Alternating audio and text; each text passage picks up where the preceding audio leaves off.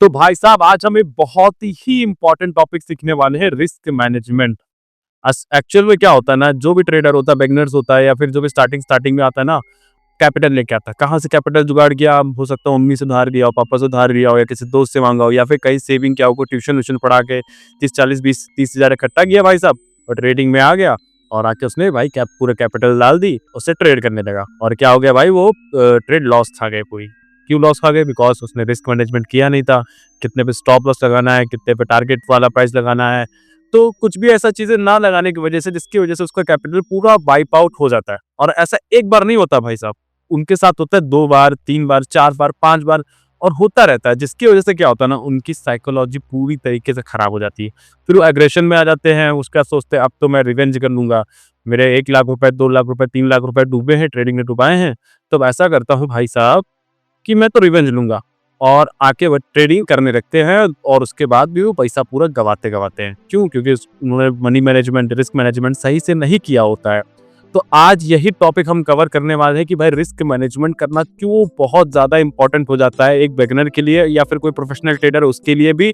Because ultimately risk management से तुम अपना पूरा पैसा गंवाने से बचोगे। तो आ जाते हैं अपनी स्क्रीन पर। तो एक्चुअल में होता क्या है, देखो रिस्क मैनेजमेंट क्या होता है बेसिकली मान लो तुम अपना 10,000 रुपए, एक छोटा सा अमाउंट ले लेता हूँ, जो एक मुझे लगता है नॉर्मल या फिर हर किसी जो बिगिनर ट्रेडर वो 10,000 रुपए लेके उतरता है, या 5 से 10,000 रुपए लेके उतरता है। 5,000 एक मिनिमम अमाउंट है, मुझे लगता है 5,000 होने चाहिए एटलीस्ट स्टार्ट करने के लिए क्रिप्टो ट्रेडिंग।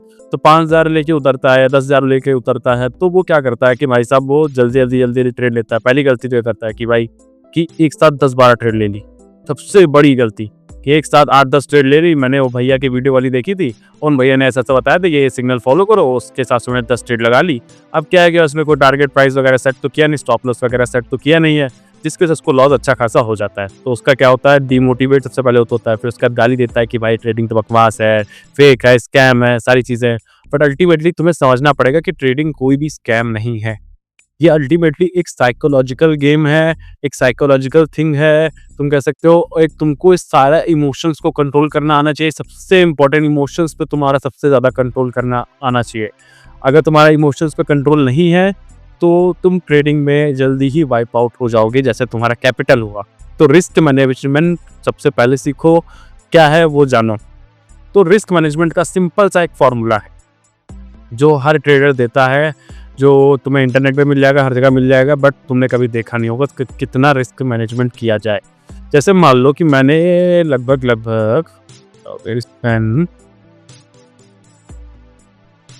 हाँ, मान लो मैं 10,000 रुपए लेके उतरा मार्केट में, 10,000 रुपए लेके उतरा मार्केट में। आओ, हाँ, तो 10,000 रुपए लेके मैं मार्केट में उतरा। तो मान लो भाई मैं 10,000 रुपए मार्केट में लेके उतरा। अब क्या है कि मैंने सोचा कि भाई अगर ये 10,000 का 11,000 हो जाता है, 10,000 का ये 11,000 हो जाता है, 11,000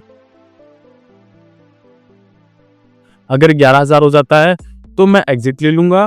या फिर अगर ये 10,000 का 9,500 हो जाता है, यानी 500 का लॉस होता है। मैंने अपना स्टॉप लॉस क्या लगाया है, 9,500 पे लगाया, यानी 500 के लॉस पे मेरा स्टॉप लॉस का प्राइस है, और टारगेट प्राइस मेरा क्या है, 11,000 रुपए।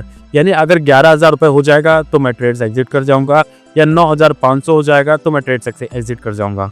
तो ये भाई एक रिस्क मैनेजमेंट तुमने लगा लिया कि भाई मेरे पास 10,000 कैपिटल है। अब मैं क्या करता हूँ, अपने स्टॉप लॉस लगा लिया मैंने 9,500 पे। अगर इससे नीचे भाई प्राइस जाएगा तो मेरा ऑटोमेटिकली ट्रेड एग्जिट हो जाएगा। मतलब मेरे को सिर्फ लॉस होगा, कितने का होगा, सिर्फ 500 का, और प्रॉफिट होगा तो 1,000 रुपए का होगा।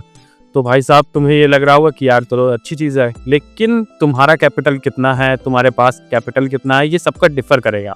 सबसे बड़ा क्वेश्चन ये आता है कि भाई हमें कितना मनी मतलब रिस्क लेना पड़ेगा, कितना रिस्क लेना चाहिए, कितने कैपिटल पे कितना रिस्क लेना चाहिए। जैसे मैंने तो तुमको 10,000 का एग्जाम्पल बता दिया, बट मान लो किसी के पास 50,000 है, बट मान लो किसी के पास 20,000, 30,000, 40,000, 50,000 है, 1,00,000 रुपए है, तो वो भाई कितना रिस्क ले। वो तो जरूरी नहीं कि 500 का रिस्क लेगा, वो जरूरी नहीं, वो हो सकता है 1,000 रुपए का ले, तो 10,000 रुपए का ले। तो भाई सबका अपना अपना होगा। तो वो चीज फाइंड करने के लिए एक फॉर्मूला बनाया गया है, जिसकी वजह से तुम बहुत आराम से सिंपल तरीके से फाइंड कर लोगे कि भाई तुम्हारा लॉस कितने का होना चाहिए। तो फॉर्मूला को समझो। तो फॉर्मूला क्या है, फॉर्मूला सिंपल सा है, कुछ नहीं, एकदम बच्चा भी है तो भी समझ जाएगा कि यार कि ये फॉर्मूला तो बहुत ज़्यादा ईज़ी है। तो फॉर्मूला क्या है कि तुम्हें रिस्क पहले सोचना है कि तुम कितना लेना चाहते हो। अब इसको मैं डिफाइन करूँगा कि तुम रिस्क को बहुत ज़्यादा बड़ा मत करना, कि हो सकता हो बहुत सारे लोग होंगे कि भाई जो 1 लाख के कैपिटल पे 20-30% रिस्क ले ले। तो तुम इस बात को समझो, अगर तुम्हें मार्केट में लंबा टिकना है, फॉर एग्जाम्पल तुम आज आए हो, तो ऐसा ज़रूरी बिल्कुल भी नहीं है, 100% मैं तुम्हें गारंटी देता हूँ कि आज आए हो तो मार्केट में सर्वाइवल करना बहुत ज़रूरी है। तुम कोई भी बिज़नेस स्टार्ट करते हो, कुछ भी चीज़ स्टार्ट करते हो, तो उसमें सर्वाइवल सबसे इंपॉर्टेंट होता है। तो सबसे पहले समझो कि भाई सर्वाइवल के लिए तुम्हें रिस्क का जो रिस्क अपना परसेंटेज रखना है वो बहुत कम रखना है। ऐसा नहीं करना है कि भाई 10% रिस्क ले सकता हूँ, मतलब 10,000 रुपये में 10% का रिस्क ले सकता हूँ, ठीक है, 30% का रिस्क लेता हूँ, 40% का रिस्क ले सकता हूँ, यानी कि मेरे 10,000 में से 40% चले जाए पैसे तो मुझे कोई गम नहीं है, ठीक है। तो ये चीज़ों को नहीं करना है। क्यों नहीं करना है? क्योंकि तुम्हें अल्टीमेटली मार्केट में लंबा टिकना है। भाई देखो, आज आए तुमने एक दिन तुमने 2% का लिया, फिर 3% का लिया, फिर 2% का लिया, ऐसे करके अगर तुम्हें लॉस भी होगा तो 1-2% लॉस होगा तुम्हारे कैपिटल का। मान लो तुम्हारे पास 10,000 कैपिटल और तुम्हारा 1% लॉस हुआ तो कितना ही हुआ? कुछ भी नहीं हुआ लॉस, ठीक है। तो भाई साहब तुम्हें हमेशा रिस्क परसेंटेज को बहुत कम रखना है स्टार्टिंग के डेज में, बिकॉज तुम्हें मार्केट में लंबा टिकना है। लंबा टिकोगे तो मार्केट तुम्हें समझ में आएगी, 5-6 महीने 7 महीने 1 साल में तुम्हें मार्केट पूरी समझ में आ जाएगी भाई कि कैसे चल रही है, कैसे ऑपरेट हो रही है। बट तुमने ये रिस्क परसेंटेज को बहुत बड़ा रख लिया, 20%, 30%, 50% के आसपास रख लिया, तो तुम्हारा पहली बात तो कैपिटल जल्दी वाइप आउट होगा, डीमोटिवेट हो जाओगे, साइकोलॉजिकल चीजें खराब हो जाएगी, इमोशंस तुम्हारे सारे बह जाएंगे, सारी चीजें बर्बाद हो जाएंगी अगर तुमने रिस्क को बहुत ज्यादा बढ़ा दिया।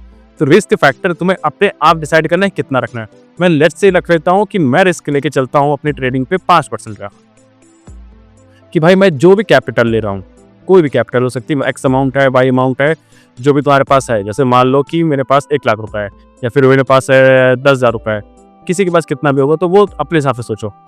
तो मैंने रिस्क अपना परसेंटेज दिया है कितना? 5%। उसको डिवाइड करता हूँ कितने? 100 से, ठीक है। ये डिवाइड का सिंबल है, सॉरी प्लस का बन गया है, तो ये डिवाइड कर दे वो। और कैपिटल क्या है? सी क्या है? सी का मतलब है यहाँ पे कैपिटल। कैपिटल तुम्हारी कितनी भी हो सकती है, वो तुम्हारे ऊपर, सबके ऊपर अपनी अपनी डिफरेंट होगी, ठीक है। तो मैं मान के चलता हूँ एक एवरेज, ठीक है, 5 से 10,000 होती है एक एवरेज बिगिनर की कैपिटल। तो 10,000 अमाउंट है किसी के पास, ठीक है, उसने 5% का रिस्क लिया और 10,000 उसके पास कैपिटल, यानी वो 10,000 रुपये अपने 5% का रिस्क ले सकता है। तो हमारा स्टॉप लॉस क्या निकल के आएगा? ये तुम्हारा स्टॉप लॉस है, स्टॉप लॉस। हाँ, तो भाई सबसे पहले तो समझो कि 5% को डिवाइड करो तुम 100 से, मतलब 5% डिवाइडेड बाई 100, तो मतलब सॉरी 5 को तुम डिवाइड करो 100 से, तो तुम्हारा ये निकल के कितना आएगा? 0.05, ठीक है, 0.05। अब इसको तुम मल्टीप्लाई कर लो किससे? 10,000 से। तो तुम्हारे पास जो निकल के आया वो प्राइस क्या निकल के आया? 500, ठीक है, 500 निकल के आया। तो जो तुम्हारी कैपिटल निकल के आई, मतलब जो तुम्हारा निकल के आया स्टॉप लॉस, तो तुम्हारा स्टॉप लॉस कितने पे होना चाहिए? 500 रुपए पे, मतलब तुम्हारा 500 रुपए नीचे होना चाहिए। अगर तुम 10,000 कैपिटल के लेके निकले हो तो तुम्हारा स्टॉप लॉस होना चाहिए 9,500 पे। अब ये तुम्हारे ऊपर डिपेंड करता है कि भाई तुम्हारा कैपिटल क्या है। सी ये तुम्हारा ऊपर है, ये सी को मैं मान सकता हूँ कि तुम अपने हिसाब से रखोगे, परसेंटेज भी तुम अपने हिसाब से रखोगे, बट मैं तुम्हें सजेस्ट करूंगा कि 2 से 5% के बीच में रखो, बिकॉज स्टार्टिंग में तुम्हें सिर्फ और सिर्फ सर्वाइव करने पे ज़्यादा ध्यान देना है कंपेयर टू तुम्हें ज़्यादा प्रॉफिट करने पे। सबसे इंपॉर्टेंट की चीज़ें जो लोग मिस कर जाते हैं वो यही करते हैं कि ज़्यादा प्रॉफिट करना चाहते हैं, जिसकी वजह से वो रिस्क बहुत ज़्यादा ले लेते हैं। रिस्क ज़्यादा लेने का मतलब है तुम्हारा लॉस होने के चांसेस होंगे, लॉस होगा तो तुम्हारा कैपिटल वाइप आउट हो जाएगा, तो तुम डीमोटिवेट हो जाओगे। तो रिस्क को 2 से 5% के बीच में रखो, वो सबसे इंपॉर्टेंट है। सी अपने हिसाब से रखो, जो भी तुम्हारा होगा ये फॉर्मूले का यूज करो और तुम्हें पता चल जाएगा कि भाई तुम्हें स्टॉप लॉस कहाँ पे लगाना है, किस प्राइस पे तुम्हें स्टॉप लॉस लगाना है। तो डेल्टा एक्सचेंज पे जाके आप सबसे पहले अपना अकाउंट बनाओ, मैंने डिस्क्रिप्शन में लिंक दे रखा है।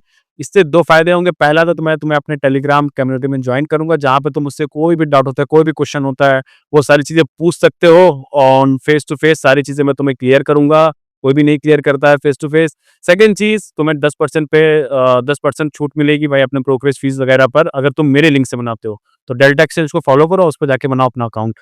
अब अब 2-3 पॉइंट को हमेशा याद रखना। पहली चीज़ कभी भी ओवर ट्रेड नहीं करना, ठीक है?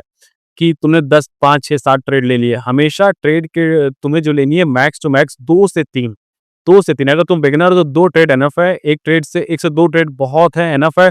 एक्सपीरियंस हो गया तुम्हें 2, 4, 5 महीना हो गया है तो 3 से 5 के बीच में ले सकते हो, वो भी कैलकुलेटिव। ऐसा नहीं है कि तुमने पूरा एकदम खिचड़ी पका दी है पूरा, उसके बाद आगे कहीं पे ट्रेड ले ले रहे हो, सिग्नल फॉलो करके लगा ले रहे हो, कहीं भी कुछ भी लगा ले रहे हो। तो वो सारी चीज़ें नहीं करनी है। अच्छे से प्रिपेयर करो, अपने आप को समझाओ, इमोशंस को बनाओ, इमोशंस को डेवलप करो, इमोशंस पे कंट्रोल लेके आओ, फिर उस हिसाब से प्लान करो, ट्रेड ले लो। एग्रेशन में ट्रेड नहीं लेना है, रिवेंज वाली ट्रेड नहीं लेना है, स्टॉप लॉस को बहुत कम करके रखना है, पर रिस्क को बहुत ज़्यादा कम करके रखना है। ये सारी चीज़ें अपने दिमाग में डालोगे, तो तुम्हारा रिस्क मैनेजमेंट बहुत अच्छा जाएगा और तुम्हारा कभी भी कैपिटल वाइप आउट नहीं होगा। तो आई होप कि तुम्हें ये जो रिस्क मैनेजमेंट के ऊपर मैंने वीडियो डाली है, तुम्हें बहुत ज़्यादा पसंद आई होगी। अगर पसंद आई है, तो तुम एस्कोबार ट्रेड्स को सब्सक्राइब करो, बिकॉज़ मेरा टारगेट है कि भाई अगर तुम्हें कुछ भी नहीं आ रहा क्रिप्टो ट्रेडिंग में, तो तुम्हें ज़ीरो से हीरो बनाना, पूरा सब कुछ सिखा के जाना। तब तक के लिए मिलते हैं हम नेक्स्ट वीडियो में। Bye bye, good night.